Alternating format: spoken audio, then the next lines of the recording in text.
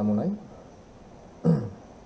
Nah, hari ini kita akan mempelajari penggunaan alamat sel semi absolut ya. Dalam hal ini kita akan menggunakan yang namanya tabel perkalian. Nah, di sini saya akan masukkan bilangan berurut. Untuk X ini saya akan masukkan bilangan ganjil. Jadi untuk membuat satu series angka ganjil, kita cukup membuat satu bilangan awal dan bilangan kedua, di mana ada gap ya, ada jarak di antara bilangan pertama dan kedua ini ya, yang menentukan bilangan-bilangan seterusnya. Ya, di sini kita lihat gapnya itu adalah 2, jarak di antara dua bilangan ini adalah 2, dan bilangan ketiga ini juga akan mengambil gap ya, jarak antara bilangan pertama dan kedua ini sebagai modifiernya ya, penambahnya ya. Kita lihat, kita tarik titik fill in handle-nya, otomatis di sini satu series akan terisi dengan bilangan ganjil. Kenapa bisa bilangan ganjil? Karena antara bilangan pertama dan kedua ini ada gap jarak sebanyak 2, dan tiap bilangan ganjil yang ditambah dengan 2 akan menghasilkan bilangan ganjil berikutnya. Berikutnya adalah bilangan untuk kolom A ini ya, Y, kita isi dengan bilangan genap.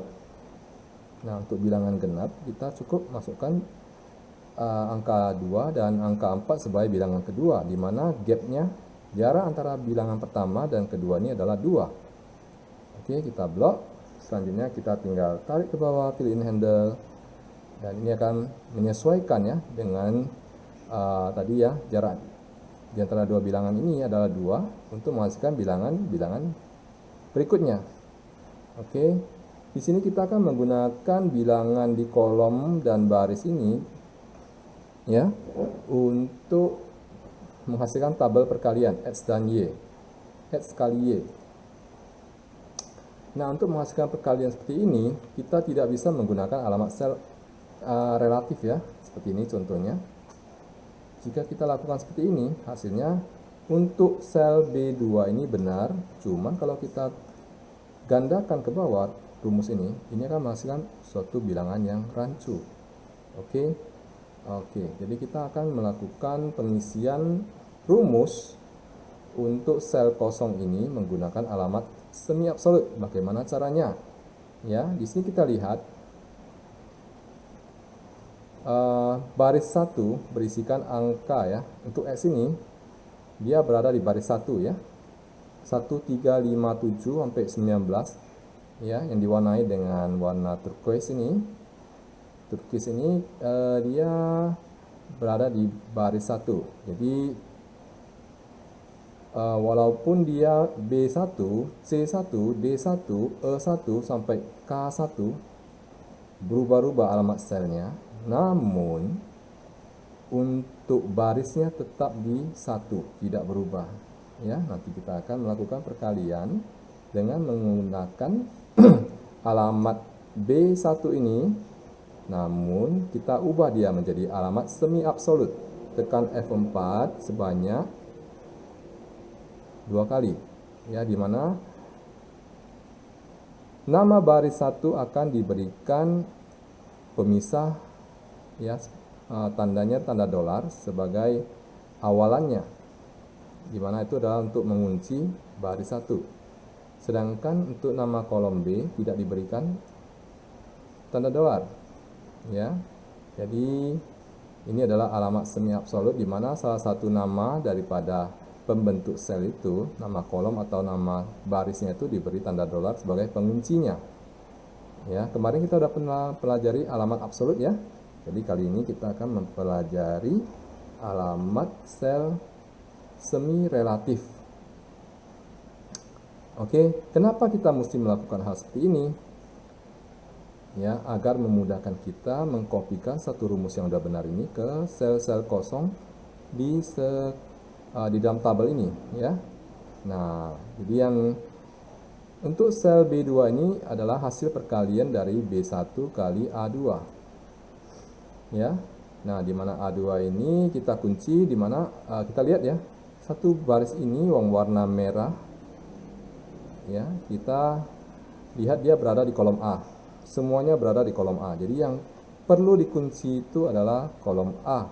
Anda boleh ketikkan secara manual tanda dolar di depan A, atau Anda tekan tombol F4 sebanyak 3 kali untuk memasukkan tanda dolar atau penguncinya di depan A, ya. Enter, autofill. Oke. Rumus yang sudah benar ini tinggal kita tarik dari fill in handler ini untuk mengkopikannya, menggandakannya ke sel-sel kosong yang lain. Oke, di sini kita dapatkan hasil perkaliannya, di mana kita lihat di sini untuk yang baris 1 tidak berubah, sedangkan yang baris A yang dikunci masing-masing itu tidak berubah. Yang tidak dikunci akan berubah. Itu yang namanya relatif, ya. Nah, di sini kita ada alamatnya yang absolut dan alamat yang relatif. Namanya alamat semi absolut. Oke, untuk pembagian juga sama.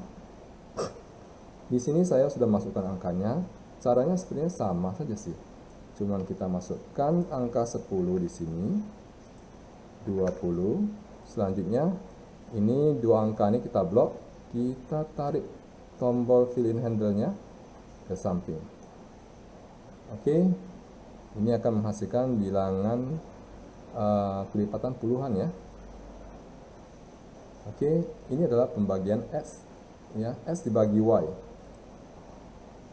Sama seperti tadi, Anda lakukan pengambilan dari B1, kemudian kita kunci satunya, tekan F4, hingga satunya di depan satunya dikasih tanda dolar, ya. Kemudian tekan tanda bintang untuk perkalian, dan A2. Dan A-nya yang kita kunci dengan tombol F4 sebanyak 3 kali. Ya, kita tekan F4-nya sebanyak 3 kali, hingga tanda dolar muncul di depan A. Selanjutnya sama seperti tadi, tinggal kita kopikan ke samping. Oke. Oh, ini perkalian, ini pembagian, maaf. Ya, maaf, kita ulangi lagi. Ini dia. Oke, hasilnya adalah seperti ini, dan kita lihat di sini hasil perkaliannya itu tidak rapi, ya. Kita rapikan dengan memilih format number. Nah, semuanya dikasih rapi dengan memberi 2 desimal di belakang bilangan genapnya. Ini bilangan genap, bilangan bulat. Oke, dengan berikutnya X pangkat Y. Ini juga sama, ya. Nah, di sini kita akan melakukan cara yang berbeda, di mana kita memberi nama di name box. Oke, kita menggunakan name box untuk memberi nama pada range. Di sini kita beri range-nya namanya bilangan X. Nah, untuk yang penamaan di name box ini tidak boleh ada spasi ataupun tanda-tanda baca lainnya selain underscore, ya. Oke, ini bilangan Y.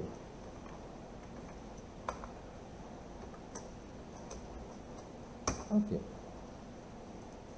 selanjutnya tinggal kita lakukan perkalian, ya, sama dengan tekan F3. F3 tidak bisa di sini. Oke, kita lakukan pengetikkan bill. Nah, dia akan mengeluarkan tampilan seperti ini untuk sesuatu yang bisa kita ambil, bilangan X pangkat bill Y. Ya, nama yang tadi kita simpan di name box bisa kita gunakan di sini. Enter. Selanjutnya tinggal kita tarik ke samping.